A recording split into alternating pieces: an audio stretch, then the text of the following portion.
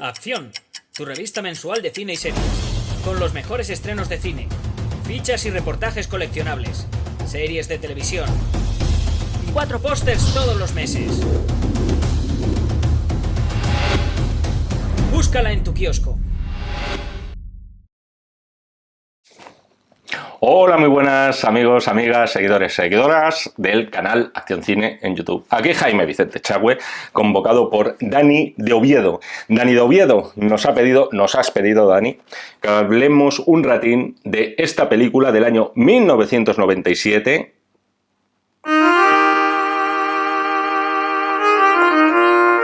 Dirigida y escrita por James Cameron. Una película protagonizada, entre otros, por Leonardo DiCaprio, Kate Winslet, Billy Zane. Una película titulada Titanic.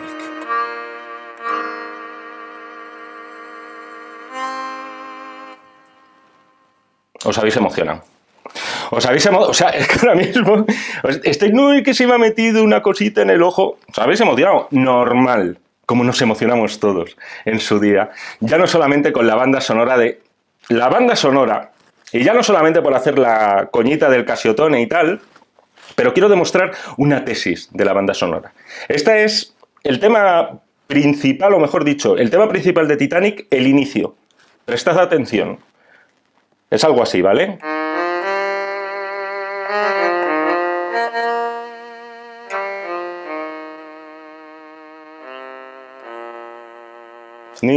Os habéis quedado con la copla. Decidme si os suena un poquito a esto.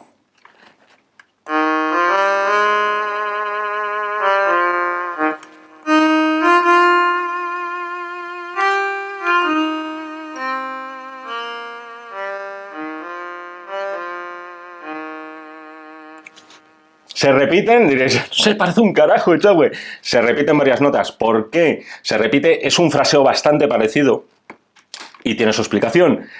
Esto que acabáis de escuchar de esta manera era la banda sonora, el tema, uno de los temas principales de Braveheart, película del año 1995, con música de James Horner, la misma o el mismo compositor que tenemos en la banda sonora de Titanic. De todas formas, luego hablaré un poquito por encima. Hay muchas cosas que contar de esta película, más de las que pensaba. Hablaremos un poquito de James Horner, de la banda sonora y de su... Coño, que el tío le gustaba autorreferenciarse y a mí me parece muy bien. Voy a dejar... Riguroso directo, chicos, Casiotone, una máquina casi perfecta, 16 pilas solo, es decir, le pone 16 pilas de las gordas, una detrás de otra, caben todas, y esto no se rompe, no tiene obsolescencia programada. Dani de Oviedo, muchísimas gracias, amigo, muchísimas gracias por tu petición, por permitirme las únicas críticas a la carta con música en directo. Muchísimas gracias por contar conmigo, ahora en serio, y por darme la oportunidad de hablar un buen rato de una película legendaria. Es legendaria por presupuesto, 200 millones de dólares, ay, como estos. Lo que la convirtió, por supuesto, en la película entonces más cara de la historia del cine. Es legendaria por taquilla, sobrepasar los 1.000 millones de dólares de recaudación. Es legendaria en número de premios, o sea, igualando el récord de Ben-Hur, que sería igualado posteriormente por Peter Jackson en El Retorno del Rey. Y una película legendaria también por su historia ya de sobra conocida, esa historia de amor. Y sobre todo el desenlace entre Jack y Rose. Y también una película legendaria por poner en imágenes una de las grandes tragedias, o por lo menos una de las tragedias, y entendedme con esto, más populares de la historia, más estudiadas y más debatidas. Vaya por delante una cosa, y lo veréis en la calificación, me gusta Titanic. O dicho de otra forma, de manera objetiva tengo que decir que en varios aspectos me parece una película sobresaliente.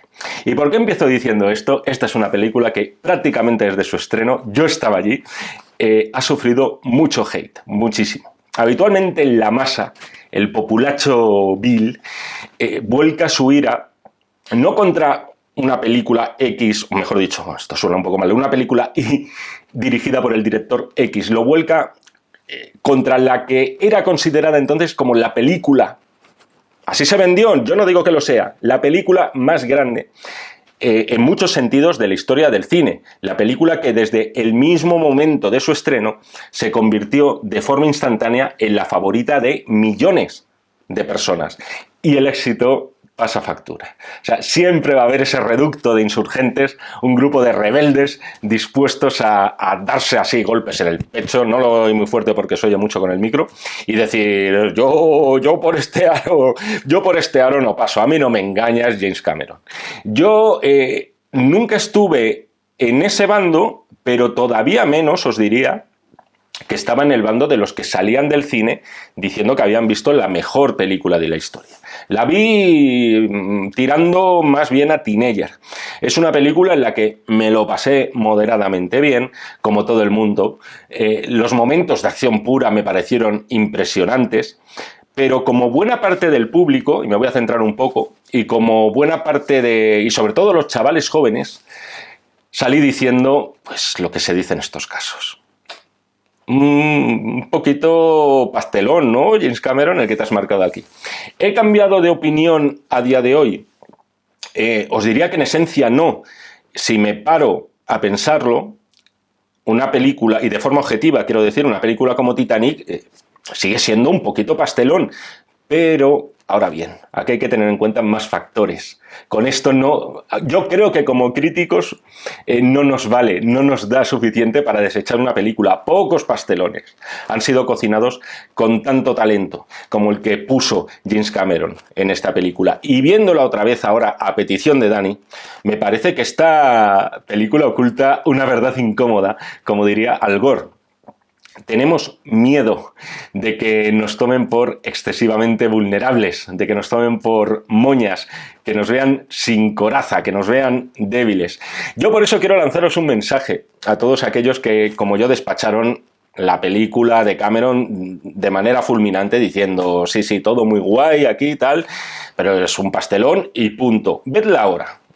Y cuando la hagáis, haced el esfuerzo de olvidaros, es mucho esfuerzo, lo sé, pero de todo el fenómeno sociológico que supuso esta película.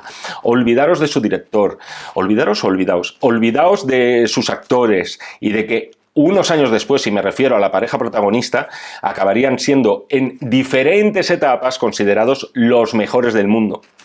Es muy difícil ver esta película abstrayéndose de todo el ruido que generó en su día. Es algo casi imposible, pero de verdad merece la pena, sobre todo a los que odiéis esta película, que solamente la hayáis visto una vez y en su estreno, lo cual ya denota que tenéis una edad, que hagáis el esfuerzo y que hagáis el intento de dejaros llevar. Nadie en el estudio, en los estudios, porque aquí tenemos dos, que son Fox y Paramount. Esto ya da una idea del esfuerzo económico que se tuvo que hacer. Pensaban que la película, es decir, no, es que todos pensaban que iba a ser un fracaso. No, un fracaso no pensaban que fuera. Ya veríamos, lo del fracaso depende del dinero que haya costado, y este estaba costando mucho más dinero del que requería. Pero siempre se dice esto, ¿no? Pensaban que era un fracaso, tal. Dinero iba a dar. Pero desde luego lo que no podían sospechar en esos estudios, especialmente en Fox, que llevaba la voz cantante, es que la película se convertiría en lo que luego fue.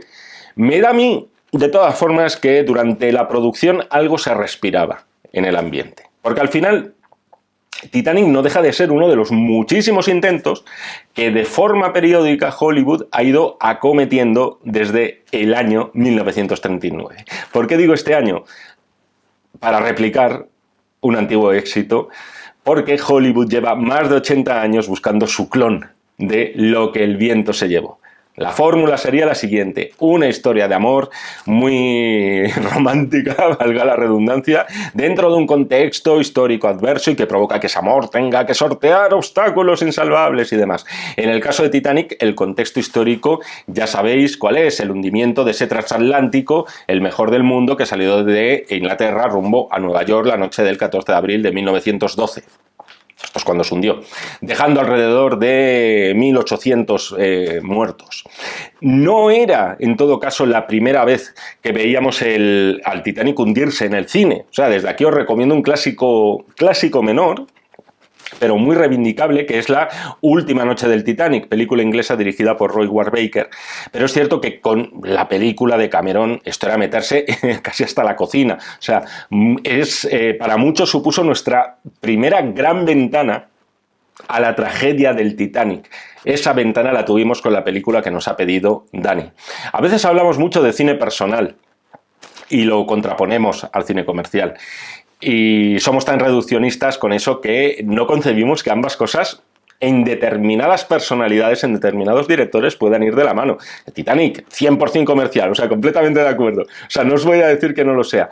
Pero ocurre que esto era también el proyecto personal de James Cameron. Esto era la visión de James Cameron. Especialmente desde que rodó Abyss, James Cameron se obsesionó primero con este tema de los barcos hundidos y especialmente con el caso del Titanic. De hecho, durante el rodaje de Abyss conoció un personaje similar al que interpreta en esta película, en Titanic, quiero decir, Bill Paxton, y que había descendido varias ocasiones en busca de los tesoros perdidos del transatlántico y demás.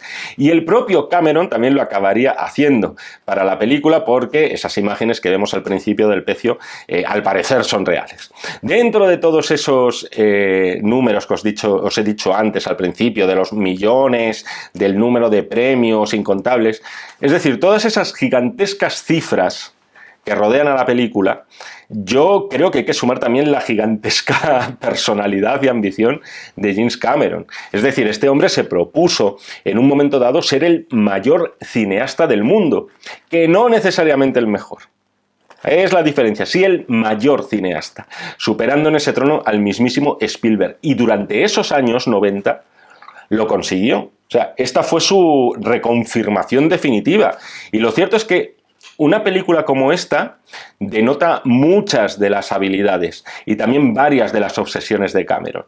Y de eso hablaremos en este vídeo. Y por eso os digo que Titanic, siendo lo que es, hipercomercial, la historia de amor imposible, niña rica, hombre pobre, etcétera, es muy Cameron. Es muy personal, es muy de él. Y llevó, por cierto, también al extremo uno de esos rasgos muy propios de Cameron, que es el perfeccionismo. Al parecer, James Cameron creo que no ha tenido un rodaje placentero en su puñetera vida, y todavía menos en un monstruo de las dimensiones que tenía Titanic. Fueron legendarias, ya lo sabéis, sus peleas, entre otros con Elizabeth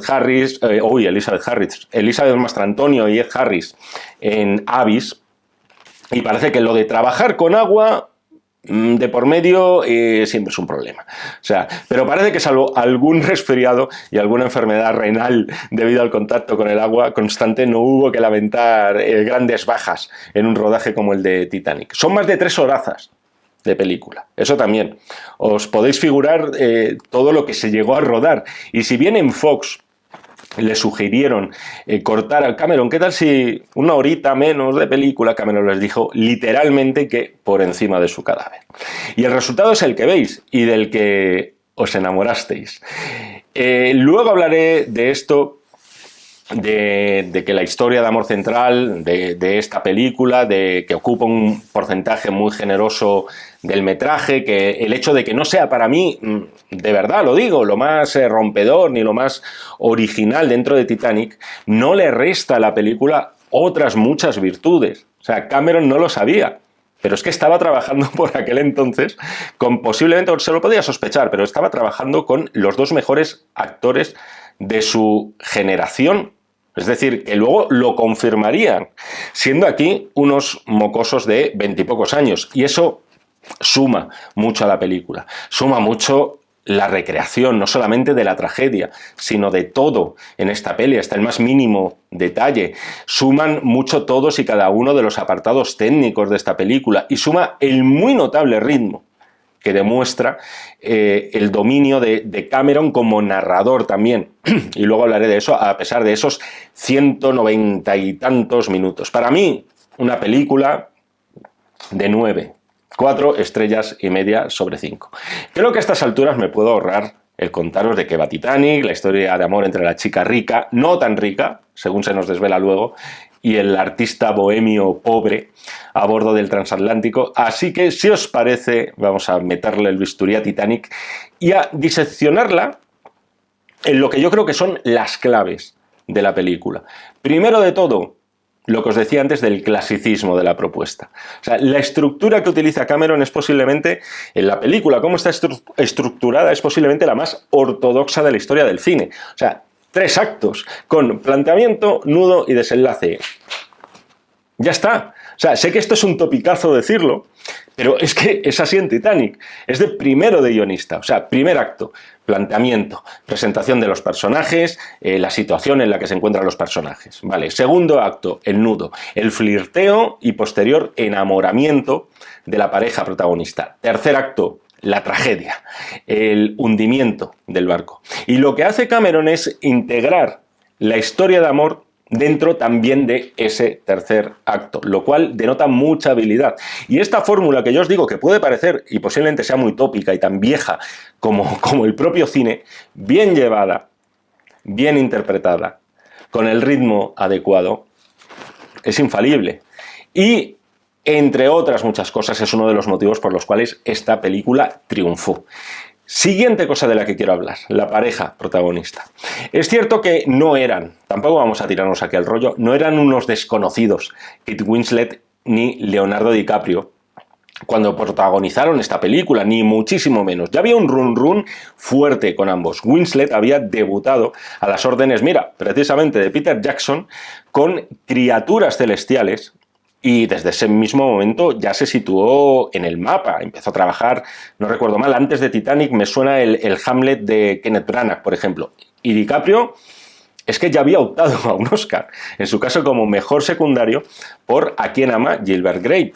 Eran muy prometedores los dos, pero es cierto que, coño, que ni Cameron ni nadie podía adivinar que entre ambos en el futuro iban a sumar 13 o 14 nominaciones al Oscar. Y os tengo que decir que bastante repartidas entre ellos. Es decir, no es que 12 uno y una otra y tal, no. Si bien es verdad que a día de hoy solo tienen uno cada uno. DiCaprio es un año mayor que Kate Winslet, aunque no lo parezca.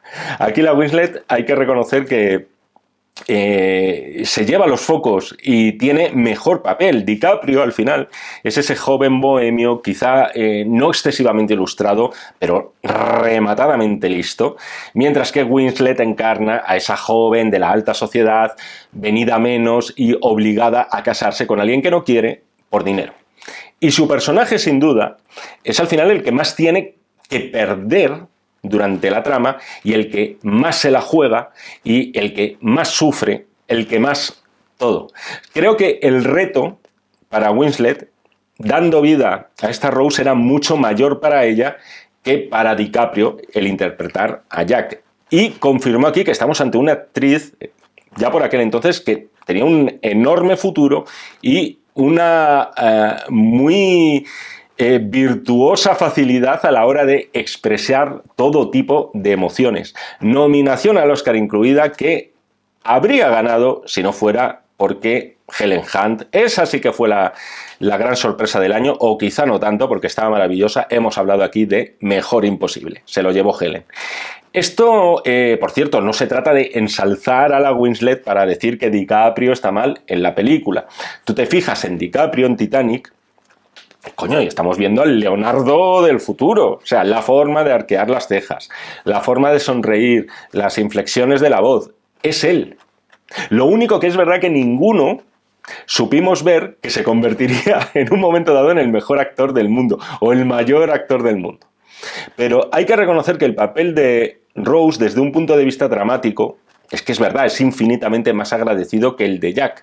De hecho, os diré que desde un punto de vista del prestigio crítico, esta película no le hizo bien a Leonardo DiCaprio. Para que os hagáis una idea, y salvando todas las distancias del mundo que queráis, es algo parecido a lo que le pasó en un momento dado a Robert Pattinson con Crepúsculo. Después del estruendoso éxito de Titanic, parecía que DiCaprio se iba a quedar encasillado en un actor más para adolescentes. Uno para forrar carpetas, para hacernos una idea. Y desde un punto de vista de la crítica, se le miraba muy por encima del hombro con eso. Así os lo digo, hoy puede parecer que tal, sin embargo, afortunadamente por su camino, aparte de Cameron, se cruzaron por ahí un tal Spielberg, un tal Scorsese, y Leonardo acabó cerrando muchísimas bocas y acabó ganando el jodido Oscar ya por fin. Ya que he hablado de Winslet, quiero abrir otro apartado que sería el de las heroínas de James Cameron. Y esto es un rasgo de personalidad dentro de James Cameron y dentro de Titanic. Dentro del panorama actual hay que reconocer que el cine de Cameron envejece muy bien. Es decir, ninguna de sus películas, nadie le puede acusar a día de hoy, viendo sus pelis, los Terminator, una del 80, otra ya del 92, Titanic, Avatar, nadie le puede acusar de Aliens el regreso. Nadie le puede acusar de no haber diseñado personajes femeninos muy fuertes. O sea, no hace falta hablar otra vez de Ripley, de Sarah Connor, pues eso. El personaje de Rose, sin llegar a ser una heroína de acción, lo cual en esta película habría resultado bastante ridículo, demuestra hasta qué punto Cameron se enamora, está enamorado de ese arquetipo femenino de mujer libre, independiente, o que lucha por su independencia, como es el caso, y guiada por encima de todo por sus sentimientos. Coño, es que os recuerdo que en los primeros compases del hundimiento del Titanic, ella salva a Jack cuando está esposado. Es decir, maldice, insulta, escupe, pega puñetazos, arriesga su vida por salvar a Jack. Y Cameron, por cierto, ese momento de desesperación de Kate Winslet, esto posiblemente, ese podía ser uno de los momentos que le dijeron en el estudio, en plan, oye, esto córtalo un poco. Se detiene mucho en eso. Se detiene especialmente en esa secuencia de desesperación de Rose, en la que ella hace todo eso y se enajena hasta que consigue por fin el hacha para poder liberar a DiCaprio. Hasta ese punto Cameron pone mucho más corazón y mucho más sentimiento en un personaje como el de Rose por encima del de Jack, que es verdad que es más arquetipo.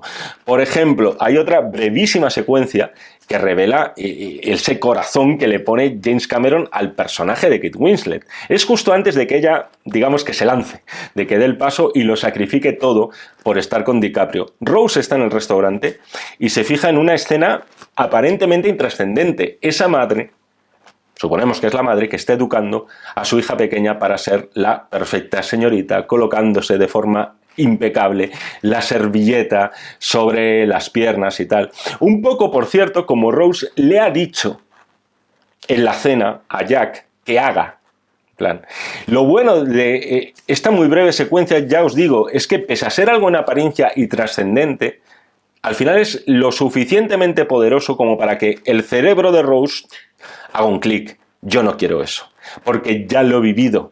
Yo ya he vivido como esa niña. No quiero ser la perfecta señorita que se tiene que poner el delantal, iba a decir, la servilleta bien sobre las piernas. Ni después tener que enseñar a mi hija a ser la perfecta señorita que se pone la servilleta en las rodillas.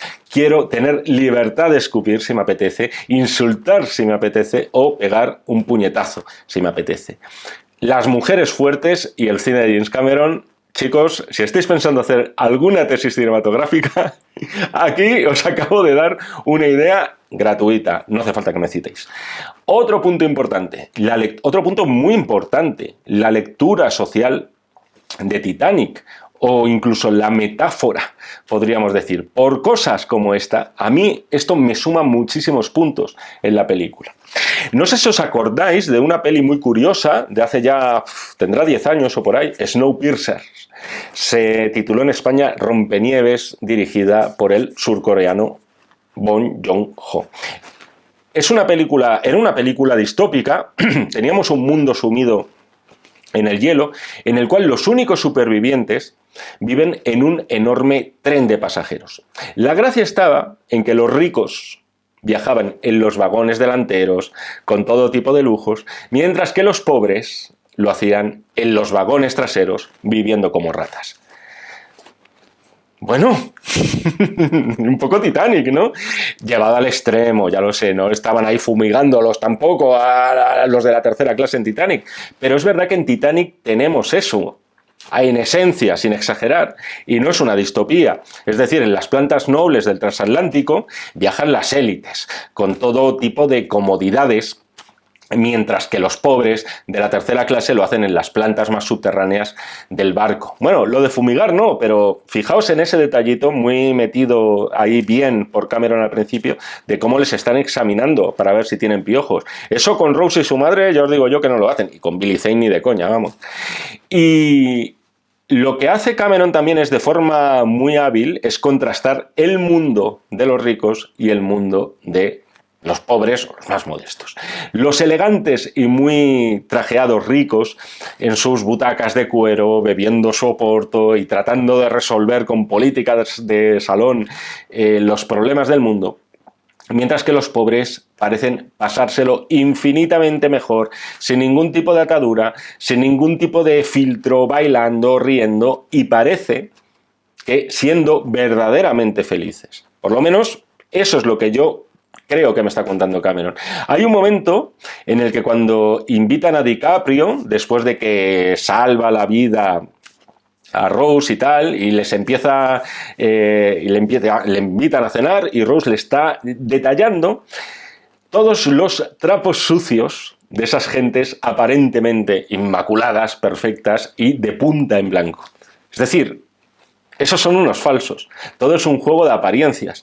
Todo es pura fachada. Y sin embargo, los pobres, no, aparentemente digo, esto sé que simplificarlo mucho, es lo que parece que Cameron nos cuenta, los pobres no tienen que disfrazarse, no tienen que aparentar, no tienen que llevar ningún disfraz y pueden ser ellos mismos. Para ellos pasárselo bien no es una cuestión de dinero, ni de protocolo, ni de estatus.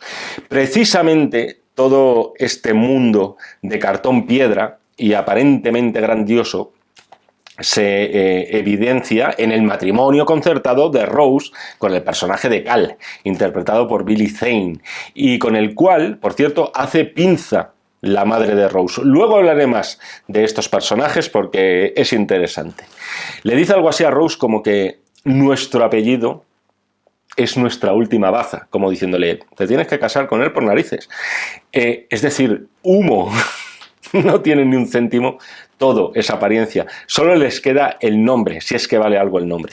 Entre medias de estas dos clases tenemos, por cierto, a un personaje curiosísimo, que es el de Molly Brown, encarnada por Kathy Bates, la insumergible Molly Brown. Personaje real, por supuesto, y que fue llevado ya al cine con ese título, solo que en España la película fue titulada Molly Brown siempre a flote, una película del año 64 y con Debbie Reynolds de protagonista. Es interesante el personaje de Molly porque era una nueva rica y por tanto tratada con displicencia por parte de, entre otros, la madre de Rose. A la madre de Rose la voy a atizar luego que ni os lo imagináis. Es decir, Molly era vista como una hortera con dinero. Eso es lo peor que puede ser dentro de esos círculos. Y sin embargo, y dentro de esta división en dos grandes clases que hace James Cameron en la película, en los momentos finales, cuando hay que decidir en el bote salvavidas si se da marcha atrás para decir, oye, aquí cabe más gente, podemos hablar a más gente, todos permanecen vergonzosamente callados, menos ella. Vamos a los momentos románticos o más emotivos, no necesariamente amorosos, que son ya icónicos al final dentro de la película. Lo voy a repetir las veces que haga falta. Personalmente, la trama romántica a mí no es lo que más me apetece ver cada vez que me pongo Titanic, pero incluso para ponerle mucho azúcar al asunto, como hace aquí James Cameron, incluso para eso hace falta mucho talento y no solo visual, no solo con grandes planos, sino como narrador. Por ejemplo, así de primeras, hablando de grandes planos, tenemos ese "Soy el rey del mundo" del Jack, con su amigo Fabrizio. La próxima vez que veáis ese momento, prestad atención al impresionante plano secuencia de Cameron, que parte del personaje de Jack desde la proa. La proa es lo que está delante y la popa detrás, ¿verdad?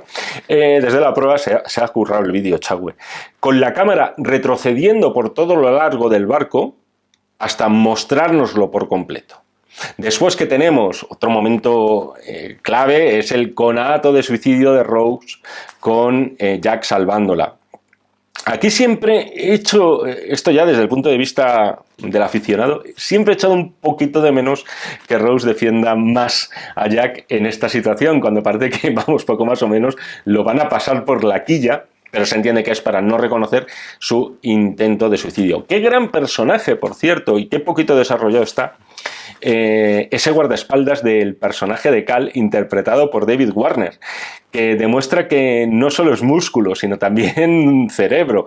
Pese a la diferencia de personalidad, por cierto, de ambos, de los dos personajes, ya os he comentado que el personaje de Rose está infinitamente más y mejor desarrollado, es más rico en matices que el personaje de Jack. Hay algo que es innegable también cuando vemos estos momentos de DiCaprio y Winslet. Aquí hay eso que todo el mundo nombra, todo el mundo dice, es un topicazo, pero es muy difícil de definir y yo creo que bastante fácil de observar, y eso es la química.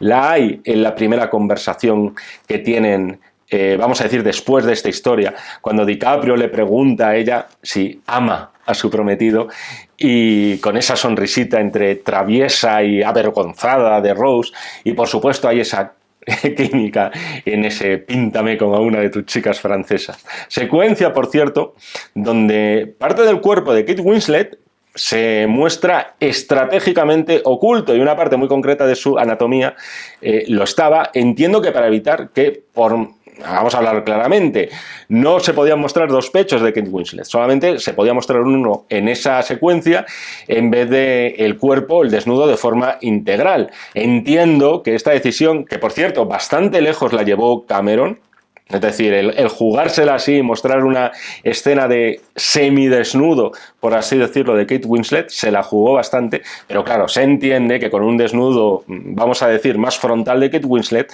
la calificación por edades empezaba a subir exponencialmente. También son muy fáciles de recordar, dentro de esta misma secuencia de las chicas del retrato, esos planos del ojo de DiCaprio con el flequillito tapándoselo mientras está concienzudamente retratando a Rose con toda la profesionalidad del mundo, como dice ella. La historia de amor nos gustará más o menos en esta película, no voy a repetirlo otra vez, pero negar que está contada con un enorme talento y con mucha habilidad por parte de Cameron, y con los planos precisos y con planos detalle y jugando con travelings de vez en cuando, como es decir, es una película, técnicamente decir que no hay talento ahí para mí sería una gran necedad. Vamos ya también a hablar de la parte técnica de la película, ya que estamos con esto, y poco que decir, salvo que es una película apabullante. O sea, no se le puede poner un pero para mí, empezando por lo generoso que es James Cameron a la hora de enseñarnos ese transatlántico desde las tripas, con esas impresionantes secuencias de la sala de máquinas, donde verdaderamente ahí, casi más que con el barco, viendo todas esas máquinas trabajar, uno toma conciencia del enorme monstruo que el ser humano había creado para esta ocasión. Esto es un poco el tema del cuento de Ícaro, ¿no? O de Prometeo. Y desde un punto de vista de la dirección artística y del diseño de producción, es una película que hasta la hora final, ojo a esto, desde ese punto de vista de la dirección artística, hasta la hora final puedes decir que es irreprochable en su cuidadísimo mimo por cada detalle. Pero a partir de la hora final, con toda la tragedia por delante, yo creo que no es que sea irreprochable, sino que es directamente impresionante. Es cierto que estamos ante una película en la que se tiró más de lo que nos puede parecer de tecnología digital, aunque es verdad que eso es perceptible. Yo creo que si afinamos un poco el ojo, vemos algunos planos del barco que dices, aquí te he pillado, James Cameron, metisteis proto-CGI. Pero recuerdo también que eso es cierto, se construyó un Titanic a escala real, entendedme con esto, en la película de 250 metros de largo, y constituyó un set de rodaje impresionante de 10.000 metros cuadrados. Y realmente es una película que en su hora final es cuando necesitas que sea física. Es decir, necesitas que sea real, necesitas que sea una película que verdaderamente puedas tocar, que sentir que puedes morir congelado por el agua. Y ahí es donde se agradece que se utilizaron 19.000 millones de litros, me parece que solo para el momento de cuando se están inundando los camarotes. Por ejemplo, el hundimiento que vemos desde la cubierta, donde están ya los dos protagonistas, donde ya está el barco partido y se va a hundir definitivamente, lo que estamos viendo era un escenario a tamaño real, en este caso inclinado. O sea, no nos engañemos, ¿dónde vas con todo esto, Chagüe? Yo y buena parte del público no íbamos a ver Titanic atraídos por la historia de amor entre Winslet y DiCaprio, sino porque queríamos ver esto. Queríamos ver la hora final de la película. Podríamos saber, ¿no? Esperas 2 horitas y del total te metes en la tercera. Pues no, tampoco es eso. Queríamos ver la réplica. Llamadlo morboso si queréis, pero la réplica más exacta posible de cómo fue aquella tragedia. Por supuesto, sin tener tampoco ninguna certeza de si fue tal cual así o no, pero desde un punto de vista de plasmar la catástrofe, creo que, no sé, no creo que nadie se sintiera o saliera decepcionado de ver Titanic y de esta hora final. Y ya no solamente desde un punto de vista del diseño de producción en sí, sino que os diría también desde un plano emocional. O sea, en toda esta hora final, lo más escalofriante os diría que es esa sensación que tienes todo el rato de tragedia en diferido. Es decir, esta gente está ya sentenciada a muerte, y sin embargo siguen con su música, siguen con su coñac, siguen con sus trajes elegantes. Y como en cuestión de muy pocos minutos, toda esta alegría, toda esa fachada que hablábamos antes de los ricos y tal, todo eso se transforma en terror y en caos. Y verdaderamente sufres toda esta última hora de Titanic. Es literalmente sálvese quien pueda. Niños separados de sus padres, de sus padres quiero decir de los padres varones, ya que los niños tenían prioridad en abandonar el barco junto con las mujeres, en este caso sus madres. Uno de los marinos pegando tiros primero al aire para intentar mantener el orden y después ya no son al aire.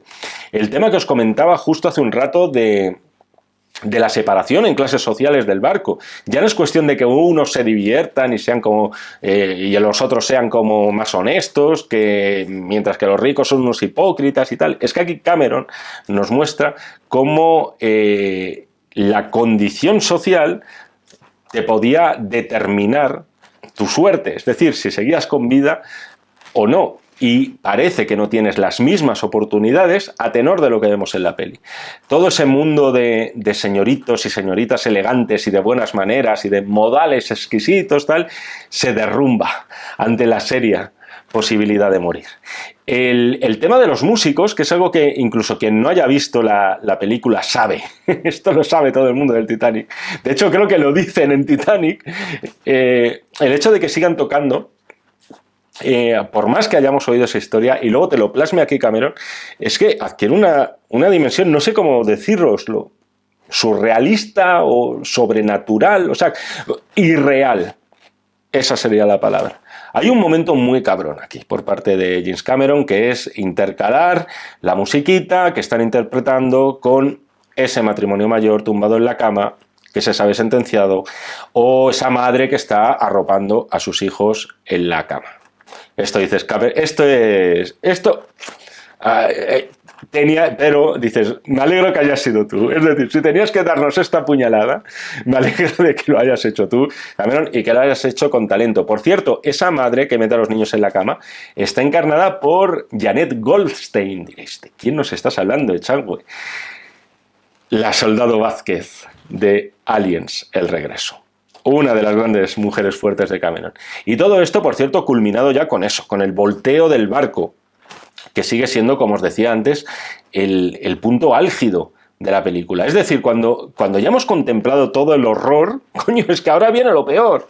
O sea, y muy hábilmente Jack Cameron nos introduce en ese cine de catástrofes, en esa aventura del Poseidón, o en esa aventura del Poseidón. Iba a decir, ¿en ese coloso en llamas? No.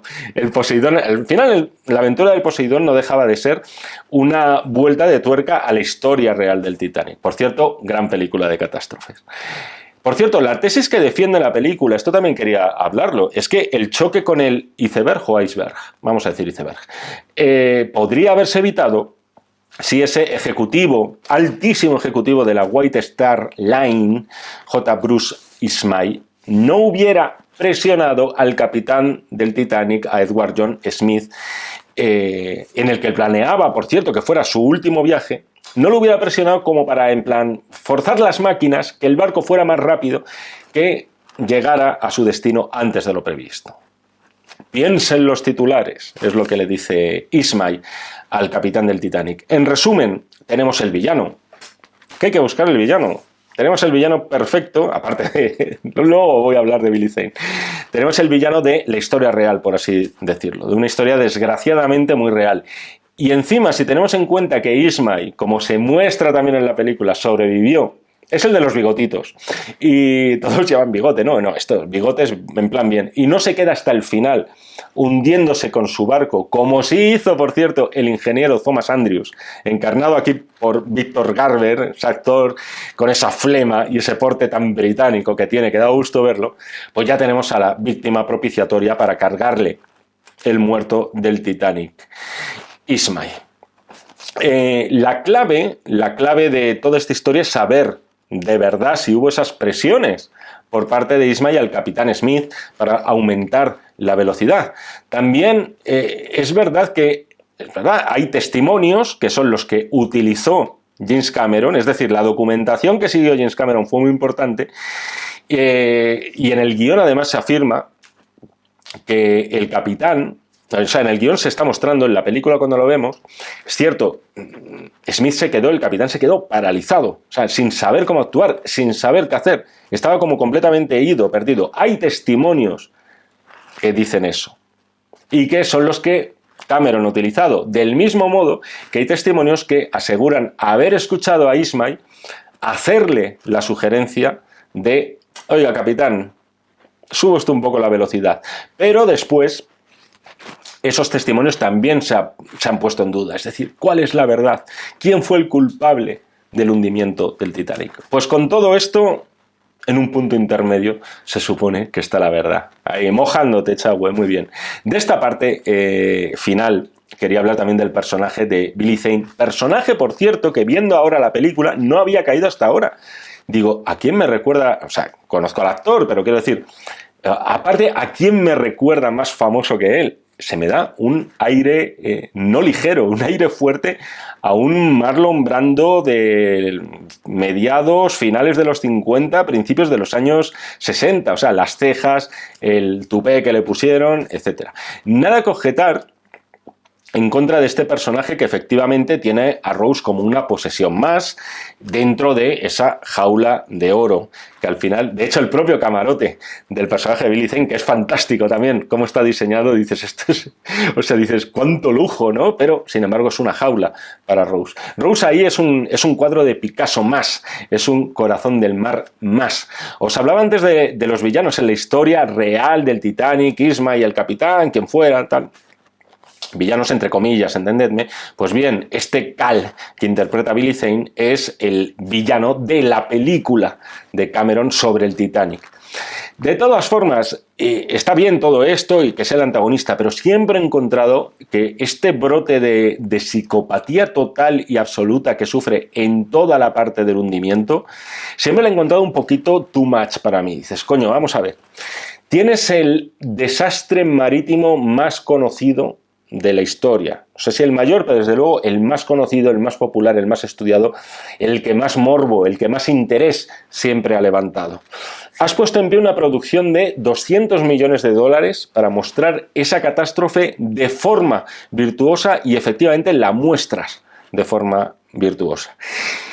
Introducir en toda esta parte final una nueva amenaza, que es, en este caso, Cal convertido en un psycho killer y por momentos hasta límites que sobrepasan lo humano, a mí siempre me ha parecido como, ostras, no, si es que tienes ya todo el puto barco, se está hundiendo, tío, si es que está ahí toda la tragedia, no nos pongas ahora aquí a un Aníbal Lecter casi reconvertido, ¿no?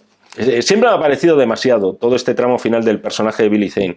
Ya tenemos toda la tragedia y toda la catástrofe del mundo con el hundimiento del Titanic. Nunca he visto necesario tener que sumar esa amenaza extra y además subrayando mucho todo el rato lo miserable que es este personaje. Por ejemplo, cuando coge a una niña y trata de hacerla pasar por su hija para así tener preferencia en uno de los botes salvavidas. Anda que no se debieron ver cosas, es que decimos antes, no, la puñalada trapera de Cameron aquí mostrándonos a los viejecitos y tal.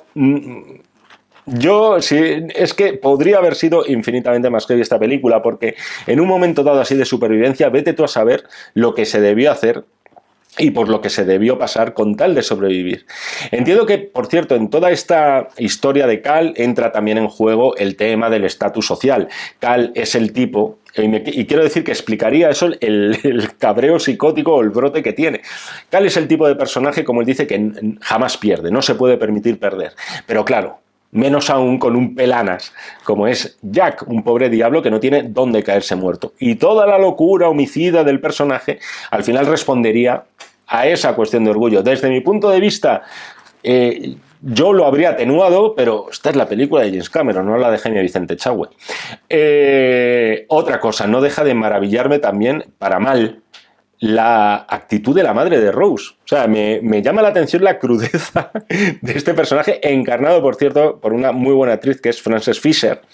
Ni un solo momento de arrepentimiento por dejar a su hija en el barco, pero ni uno. O sea, ya os he dicho antes, es Molly Brown, Kathy Bates, la que hace el amago de decir, oigan, que aquí hay sitio para más gente en este bote. Y esta mujer no mueve prácticamente ni un músculo de la cara. O sea, acaba siendo un personaje realmente siniestro. Y hablando de hacer sitio en el bote, la tabla. Aquí debería acompañar esta pregunta con la música otra vez de Titanic. ¿Había o no había sitio para dos en esa tabla, en el Atlántico? ¿Importa esto, de verdad? O sea, tanto nos preocupa, tanto os preocupa. Hay sitio para dos. O sea, es cierto, pero con matices, no el suficiente como para que los dos hubieran podido ir extendidos en la tabla. Los dos podrían haber ido sentados, por ejemplo. Yo por lo menos lo he visto así esta vez. Pero Rose, ¿qué ocurre? Está prácticamente inconsciente. Necesita estar tumbada, posición horizontal. Y Jack pues, hace la heroicidad de su vida y se sacrifica por ella. Cuestiones como estas que a mí personalmente no me obsesionan. Yo antes que con la chorrada esta de la tabla, de verdad os lo digo, es que nunca le he encontrado demasiado sentido. Pues no, tío, la chica está ahí medio moribunda y el otro piensa que es mejor... Que dicen, ¿para qué ponerla en peligro? Joder, esa es una película romántica, ¿qué más queréis? Yo, antes que con esto de estudiar lo de la tabla y tal, yo me quedo con esa inspección de los cadáveres congelados en el agua. O sea, esto para mí es el momento que a mí me sobrecoge y no el de la tabla. Cuando ya no hay chapoteos, cuando ya no hay gritos, cuando la música ya se ha apagado definitivamente. Esos para mí, por momentos como ese, son los momentos especialmente poderosos que tiene esta película.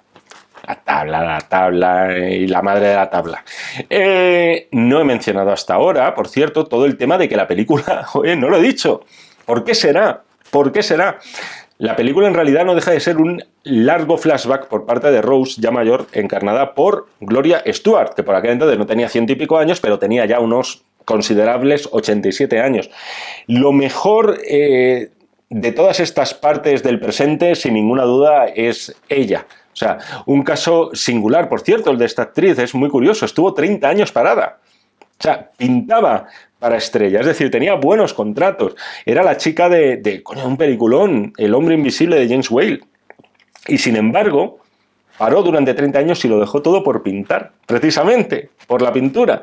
No sé si es la intención de Cameron, pero hablando de este personaje, yo siempre tengo la sensación de que dices, ese momento en el que ella se sube a la borda del barco capitaneado por Bill Paxton y tal, yo siempre tengo la sensación de que dices, James Cameron aquí está intentando que pensemos que ella se va a arrojar, ¿no? O sea, tendría cierto sentido poético. Es decir, al final volvería con Jack. Ya ha vivido todo lo que tenía que vivir.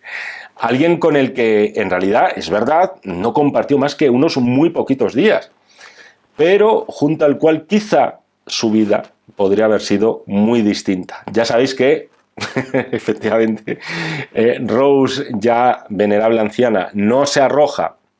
Lo que hace es que por cierto, es verdad que pensándolo dices, joder, quizá habría sido un poquito too much, ¿no? Después de lo que acabamos de ver, ya el colmo ponernos una pobre octogenaria arrojándose por un barco. Lo que arroja ella es ese corazón del mar, ese regalo de cal que tantas vueltas ha dado de un bolsillo a otro y que nunca ha querido hacer uso de él, a pesar de que habría solucionado la vida de varias generaciones de Roses. Y la música de James Horner, ¿qué? Echagüe. Y Celine Dion, ¿qué? Echagüe. Música de James Horner, de sobra, ya la habéis tenido al principio, de sobra, dice el cabrón, al principio de este vídeo. Pero ahora en serio, deciros que es una parte fundamental para el éxito de esta película. No es mi banda sonora favorita de Horner. ¿Quién no recuerda no solamente al final la música de Horner, sino también la voz de Celine Dion, pero sobre todo también ese tema principal, la música, la canción y la banda sonora en general, todo es obra del mismo tipo, en este caso el bueno de Jimmy. Ya había trabajado con Cameron en Aliens, por cierto, habían acabado mal en aquella experiencia, como muchísima gente que había trabajado con Cameron a lo largo de su vida. Yo es un compositor que siempre le pongo entre los... Es decir, yo y cualquiera, me parece, ¿no? Es que es de los grandes contemporáneos. Su trabajo, precisamente en Aliens, era asombroso. Su trabajo en Una mente maravillosa es maravilloso, valga la redundancia. Me encanta la banda sonora de Patriot Games o de Juego de Patriotas, así dentro de un cine más comercial. El tema que os he mal tocado al principio de Braveheart, para mí la banda sonora de Braveheart, jugando también con este tema del tono y de la atmósfera celta que también tiene Titanic, a mí es una banda sonora que de verdad me pone como una moto cada vez que escucho la de Braveheart. Es verdad, dicho todo eso, que Horner era muy dado a autorreferenciarse y autocitarse, y que encontramos similitudes en sus bandas sonoras de una película a otra. Por lo que yo he escuchado, más de lo habitual que en gente como los dos grandes, Goldsmith o Williams, quiero decir, de los dos grandes contemporáneos. Pero era un talento a la hora, Horner, de transportarte a sitios, que es lo que yo creo que debe aspirar siempre un compositor de bandas sonoras, a espacios físicos o a espacios mentales. Y la de Titanic, al fin y al cabo, aunque no sea mi favorita, aunque no sea vuestra favorita, fue la banda sonora que más conectó con la gente y que más le hizo volar la imaginación a la gente a tenor del éxito que obtuvo. Horner, por cierto, hablando de desgracias, murió en 2015 debido a un accidente de avioneta que él mismo pilotaba. Y con esta nota un poquito triste, un poco bastante, hasta aquí la crítica a la carta de Titanic. Dani de Oviedo, 1.000.000 de gracias por tu petición. Espero que lo hayas gozado, espero que lo hayas disfrutado, desde un punto de vista sensorial y auditivo sobre todo, y espero que a los demás os haya gustado también. Muchísimas gracias por esta crítica a la carta, Dani, y todos los demás que os interese esto de críticas a la carta, con o sin música. Yo creo que vamos a dejar las bandas sonoras en directo para las películas que verdaderamente dices tienen algo que contar en la banda sonora o más o menos son interpretables. Si queréis más críticas a la carta, solamente tenéis que ver las instrucciones que hay un poquito más abajo de este cabezón, a través de WhatsApp, a través de Telegram, podéis contactar con Acción Cine. Yo quiero que Jaime Echagüe me haga una crítica de Aliens el regreso, por ejemplo. No va a caer jamás, ya lo sé. Y Jaime Echagüe, esa en concreto seguro que os la hago. Nos seguimos viendo en el canal de Acción Cine si así me lo requerís, y por supuesto nos seguimos leyendo en este y en todos los que están por venir de los números de la revista Acción. Muchísimas gracias y hasta otra. Acción, tu revista mensual de cine y series, con los mejores estrenos de cine, fichas y reportajes coleccionables, series de televisión y 4 pósters todos los meses. Búscala en tu kiosco.